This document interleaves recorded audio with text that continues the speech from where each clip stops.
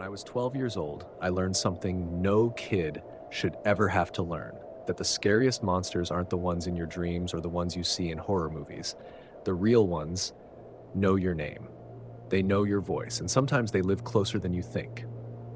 My name is Ryan, and I live in a quiet little town in Oregon.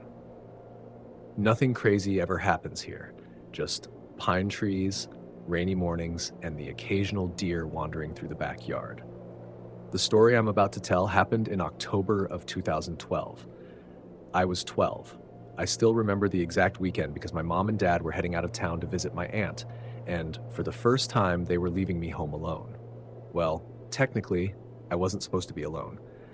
My older sister was supposed to stay with me, but at the last minute, she convinced my parents to let her go to a friend's birthday party at a cabin about an hour away.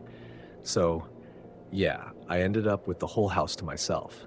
I wasn't scared. Honestly, I felt grown up. I had snacks, soda, a stack of video games, and full command of the remote. I was 12 and finally trusted. That first night went by pretty normal. I stayed up way too late, played Halo, ate chips until my stomach hurt, and passed out with the TV still on. But the second night, that's when everything started to go wrong. I went to bed a little after midnight.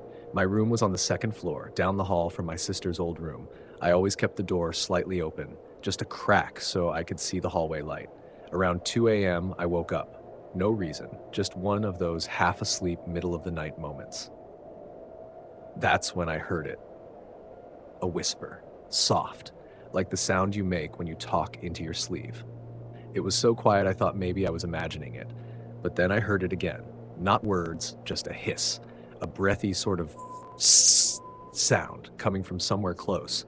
My first thought was maybe the TV downstairs was still on. So I sat up, rubbed my eyes, and listened. And that's when I realized it was coming from underneath my bed. I froze. My first instinct was to get up, switch on the light, check it out. But something about the sound, it wasn't right. It wasn't random. It wasn't the house settling or the floor creaking. It sounded like someone trying to get my attention. I waited, held my breath, and slowly leaned over the side of the bed. Nothing. I got brave enough to flip on my bedside lamp and crouch down to look underneath. All I saw were some old comic books, a pair of shoes, and the dust bunnies I'd been too lazy to vacuum. No sign of anything or anyone. I told myself I was just being paranoid. Maybe I'd been dreaming and the sound had followed me into waking up. That was the most logical explanation, so I turned off the light and went back to sleep.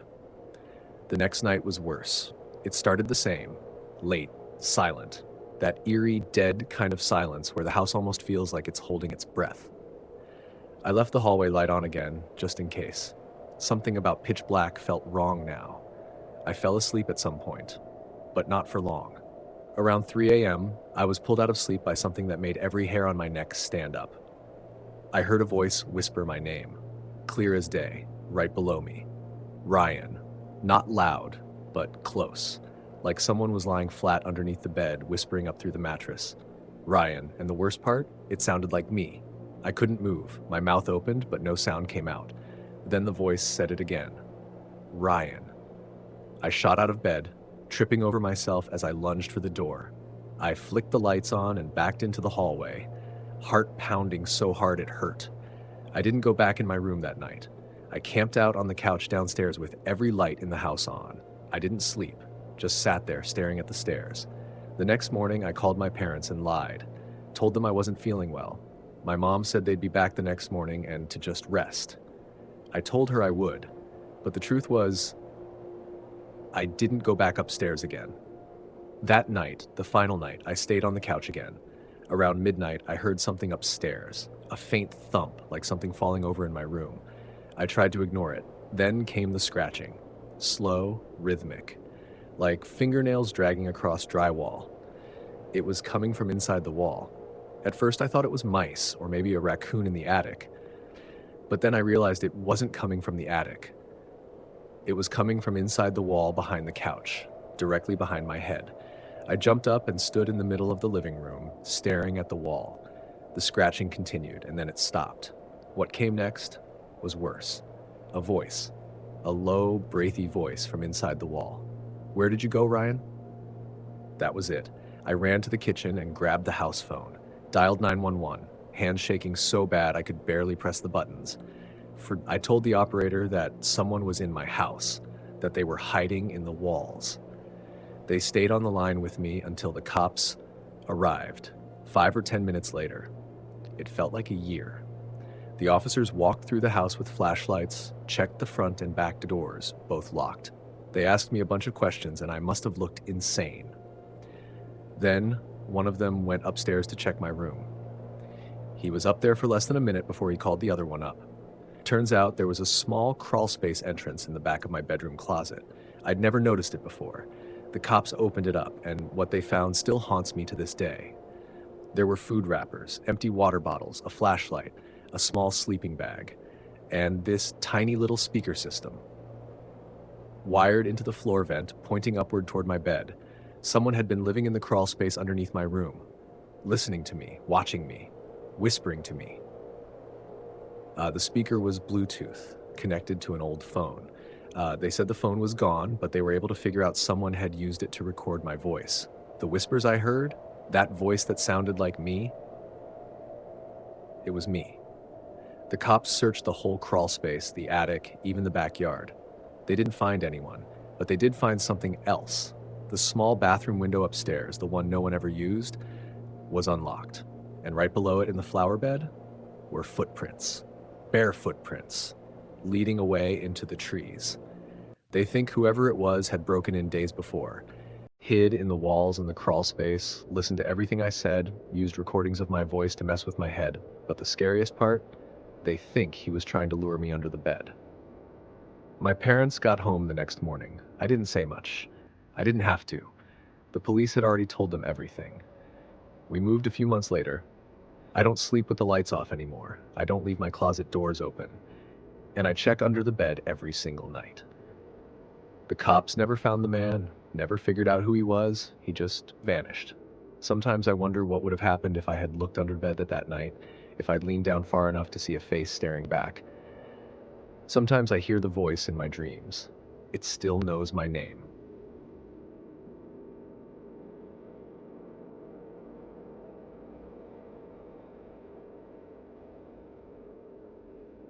Football player, decent grades, babysitting my 6-year-old cousin for the first time alone. I figured it'd be easy. A couple of cartoons, some pizza, bedtime by 9. But around 9:30, something shifted. A weird feeling in my chest, like I'd left a door open and didn't remember doing it. I walked into the kitchen, and that's when I saw him. A man. Filthy, rat.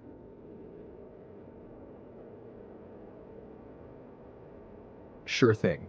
Here's your story, written exactly as you provided, formatted cleanly for narration or script use. Football player, decent grades, babysitting my 6-year-old cousin for the first time alone. I figured it'd be easy. A couple of cartoons, some pizza, bedtime by 9. But around 9:30, something shifted. A weird feeling in my chest, like I had left a door open and didn't remember doing it. I walked into the kitchen, and that's when I saw him. A man.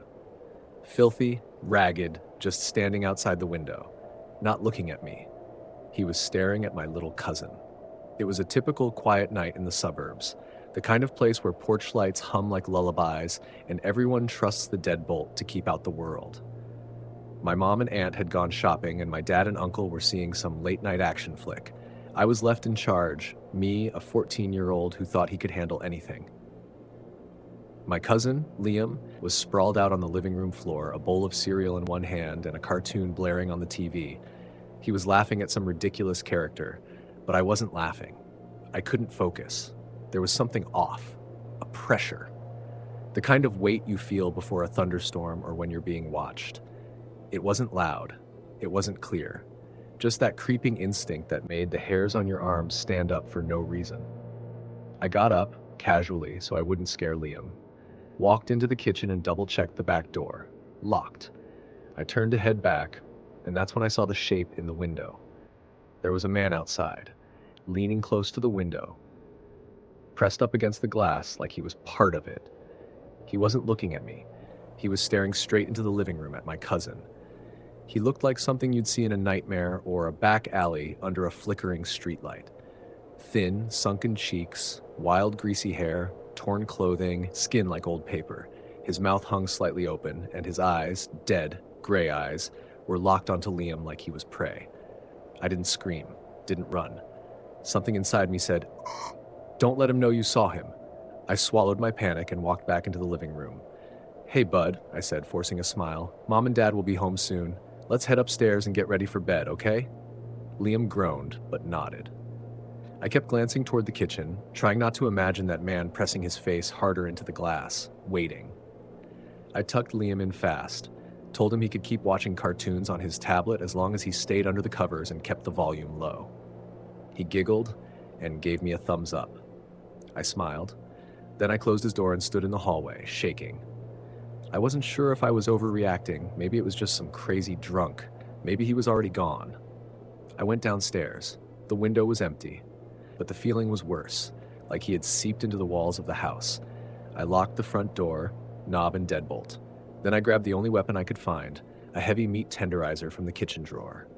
I held it tight, knuckles white. Every sound in the house was amplified, the hum of the fridge, the tick of the clock. Then, silence. Too much silence. I was halfway up the stairs, heading back to Liam's room when I heard it. Glass. Shattering. Not a crash, but a sickening cracked chinkle like the back door's window had been pushed in, not punched out. Then, boots. Heavy ones. Thump, thump, thump. Each step deliberate, slow. Like he knew I was upstairs, like he was hunting. I froze at the top of the stairs, gripping that meat tenderizer like it was a holy relic. My heart slammed in my chest. I crept into Liam's room, shut the door behind me, and slid a chair under the knob. He looked up from under the blanket, confused. "What's going on?" "Nothing. Just stay under the covers. Be quiet." Then the sound stopped. The house was dead silent, but I knew he was still in there. I pressed my ear to the door. I could hear movement below. Slow, dragging steps. He was in the hallway now. He opened the master bedroom. Slam! Then the bathroom. He skipped Liam's room. He walked back down the stairs. Then the basement door creaked open. He went down there. I took the chance and grabbed Liam's tablet, texted 911, then called my dad. No answer. I tried again, still nothing.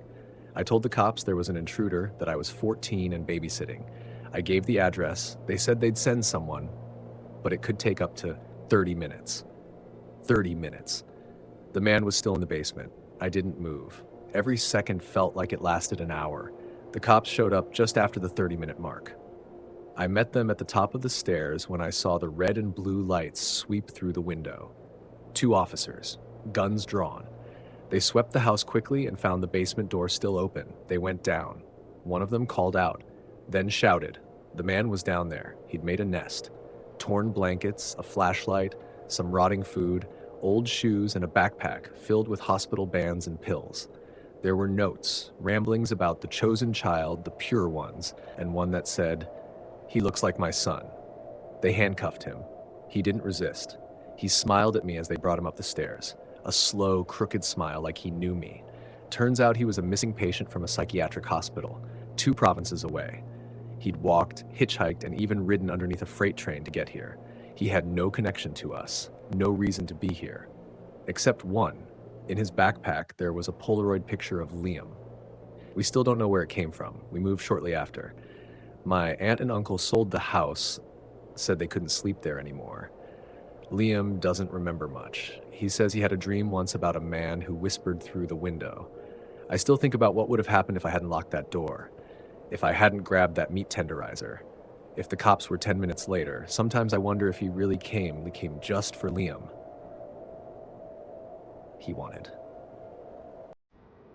Because every so often when I walk past a window, I feel those gray eyes watching again.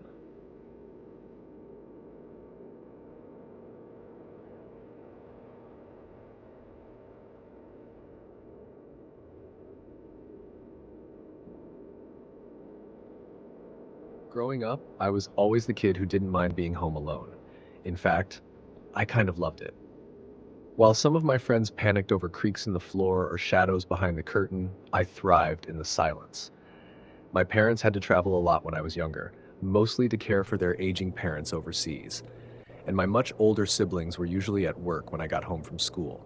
By the time I was 12, being alone after school for an hour or two was normal. But one Saturday changed everything. That day, I learned that the worst kind of haunting doesn't come from an old house or a graveyard. It comes when something sees you and decides to stay. That Saturday started like a dream. My parents were headed to a funeral in another city, and my sister was off doing whatever teenagers do. They told me I'd be home alone until late evening. I was excited. No rules, no one nagging me to turn down my music, and most importantly, unlimited time on the computer. The old dial-up computer sat in what used to be my brother's room at the very end of the hallway. After he moved out, we turned it into an office. My dad even added a second phone line so I could use the internet without tying up the house line. I called my best friend Erin, who lived a few blocks away. She picked up, and I could tell right away something was wrong. She was crying. Her boyfriend had broken up with her and she just wanted someone to talk to. I told her to come over right away. While waiting, I decided to head down to the kitchen and whip up some snacks, maybe even hot chocolate. And that's when it started. I turned to leave the office, walked down the hallway, and stopped cold. At the corner of the hallway, just where it turned left toward the stairs, stood a woman. She didn't say a word, didn't move. She was deathly pale, wearing all black, a long dress that looked old, out of place. Her black hair was tied into a tight, perfect bun. Her head tilted slightly, almost as if acknowledging me. I couldn't see her eyes, but I felt them. I can't explain it, but somehow I knew she was smiling. The chill that ran through me wasn't from fear, not exactly. It felt like my blood had suddenly gone cold. I blinked, and she was gone. No footsteps, no movement. Just gone. I laughed nervously, trying to shake it off. I'd been alone all day. Maybe I was spooking myself. I ran down the stairs, half convincing myself it was a trick of the light.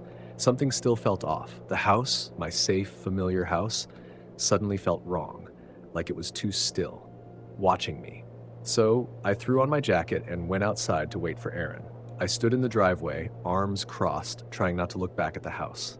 When she arrived, she asked, "Why are you standing outside?" I started to tell her, then stopped. Instead, I just said, "Something weird happened. I'll tell you inside." We went in and made hot chocolate. She sat at the kitchen table, talking through her tears, venting about the breakup. I listened, trying to act normal, but the house still felt off. Still wrong. After we finished our drinks, we headed upstairs to the computer room. She wanted to call her ex, and I had a webcam set up, so we figured we'd mess around, maybe even talk to his friends too. While she was on the phone with him, I sat at the computer, chatting with one of his friends. That's when Erin stopped talking mid-sentence. She was staring out into the hallway, eyes wide. She whispered into the phone, "Hold on, I think there's someone in the hallway."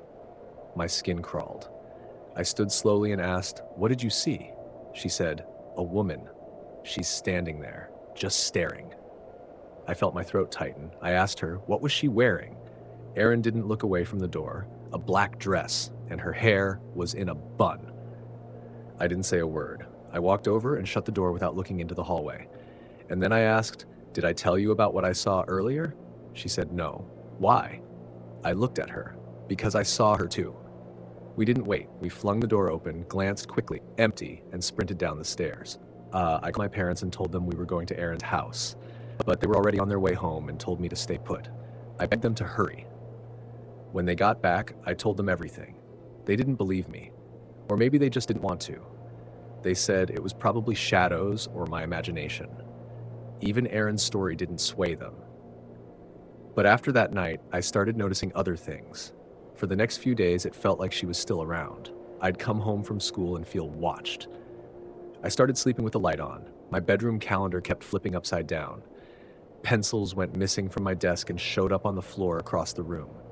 One time, my closet door opened by itself and stayed open. But the worst was the mirror. One night, I was brushing my hair before bed when I glanced up and thought I saw something standing just behind me. When I turned around, nothing. I started avoiding the hallway. I ran from my room to the stairs without looking down that corridor.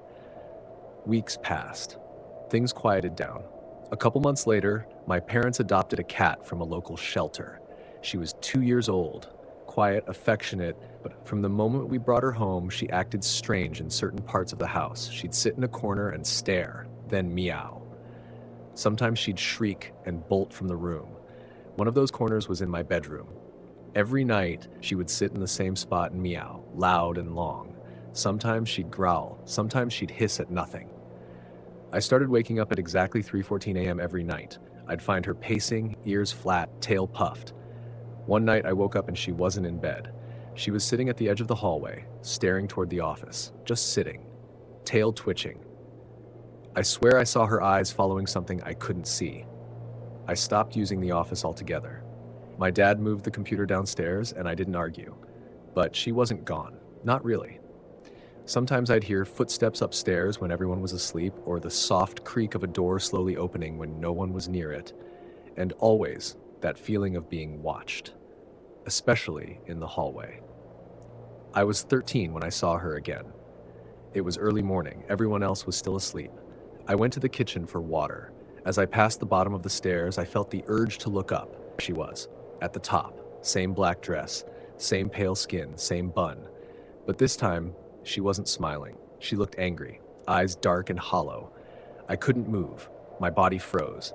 My heart slammed in my chest like it was trying to escape. She didn't move, just stared. Then, in one slow, unnatural motion, she tilted her head backwards. So far, it looked like her neck would snap. I turned and ran out the front door barefoot. I never saw her after that, but I still feel her. Sometimes I'll wake up in the middle of the night, heart pounding, cat hissing at the same corner. Once, while walking past the hallway, I thought I heard something whisper my name. I looked into the darkness and heard her laugh. Low, breathless, like air leaking from a coffin. It's been years. I've moved out.